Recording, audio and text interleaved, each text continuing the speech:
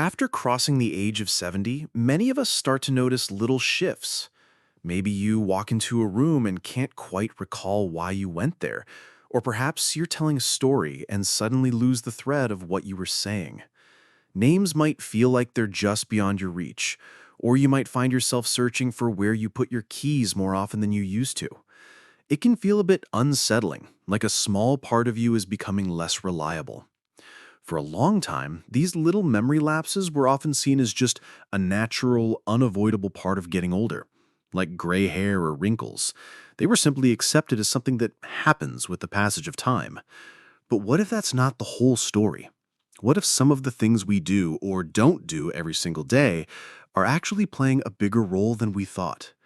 Modern research is gently suggesting that while age is a factor, our daily habits, even the quiet, seemingly insignificant ones, have a much larger impact on our memory than we once believed. Think of your memory like a garden.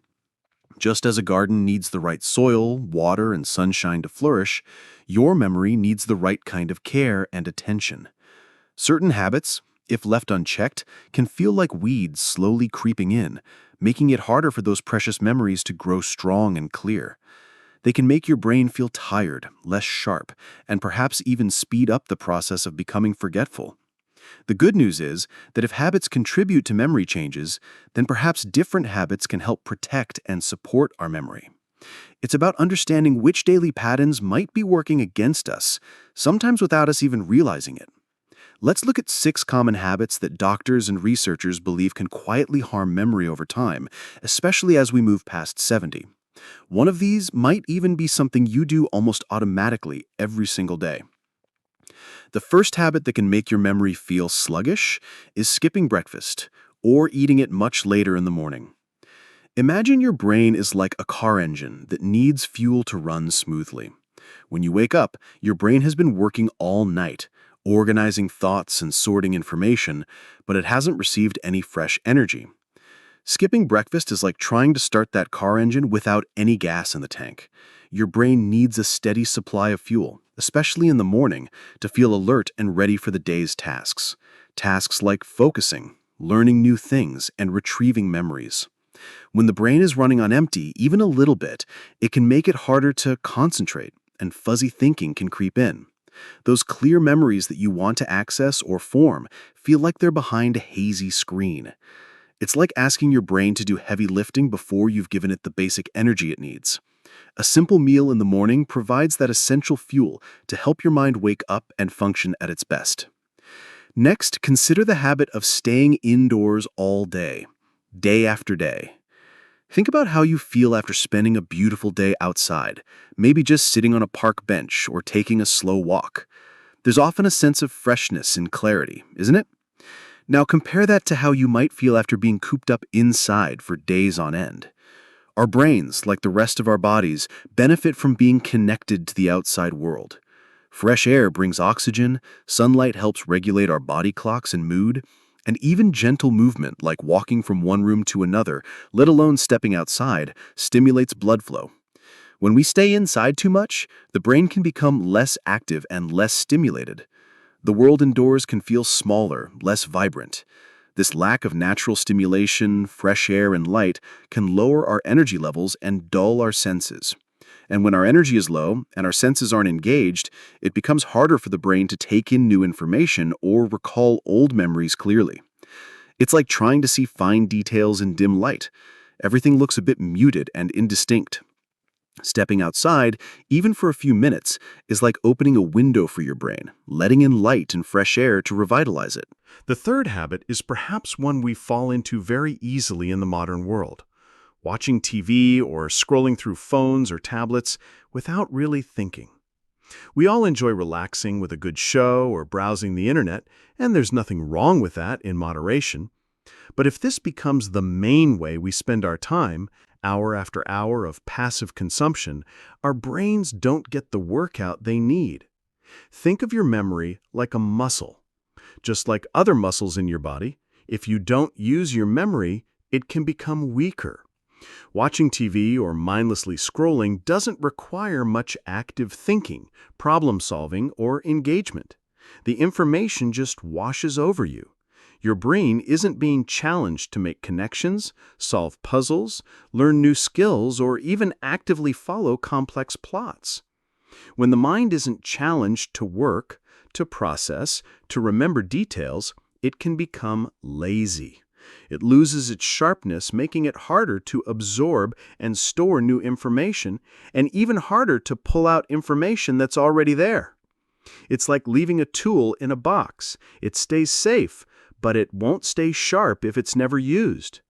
Engaging with the world actively, reading, learning, playing games, having conversations, keeps that memory muscle strong. Habit number 4, and a surprisingly common one, is not drinking enough water. Our bodies are mostly water, and that includes our brains. Water is essential for blood circulation, which carries oxygen and nutrients to the brain cells.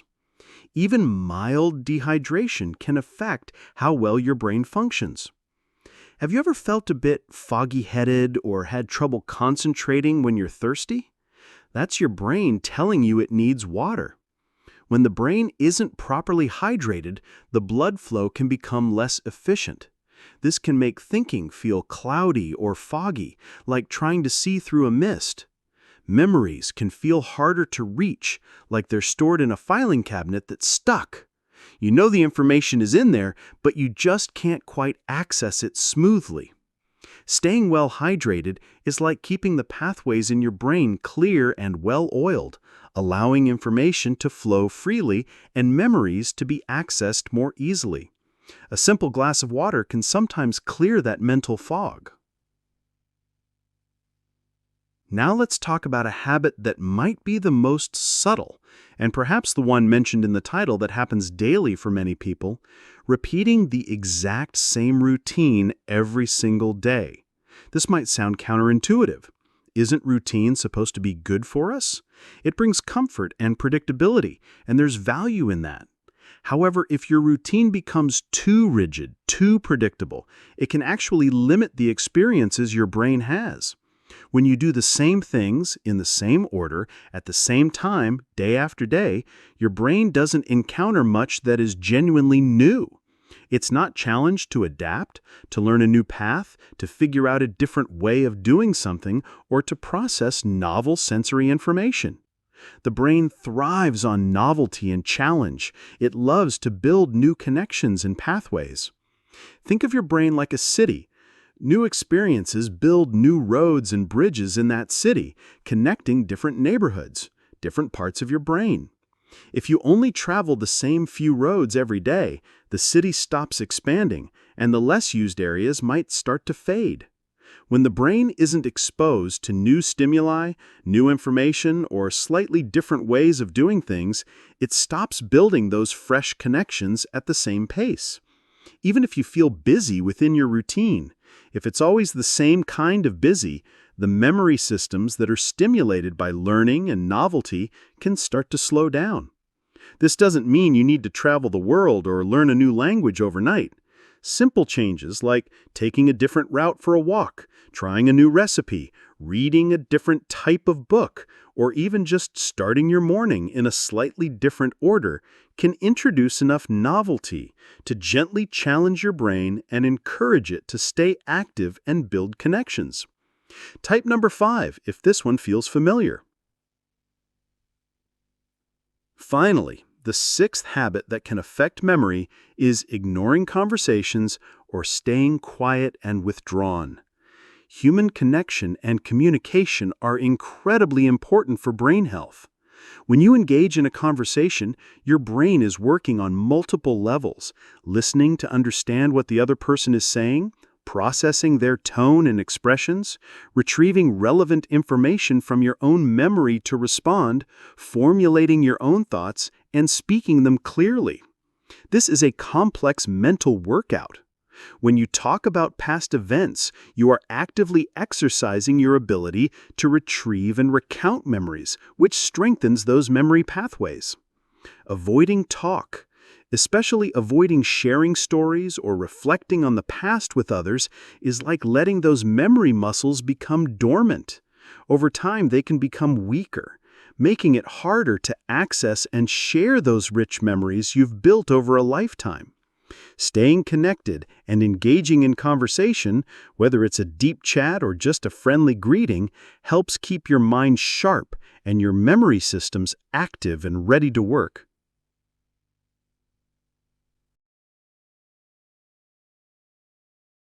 So, why does understanding these habits matter so much?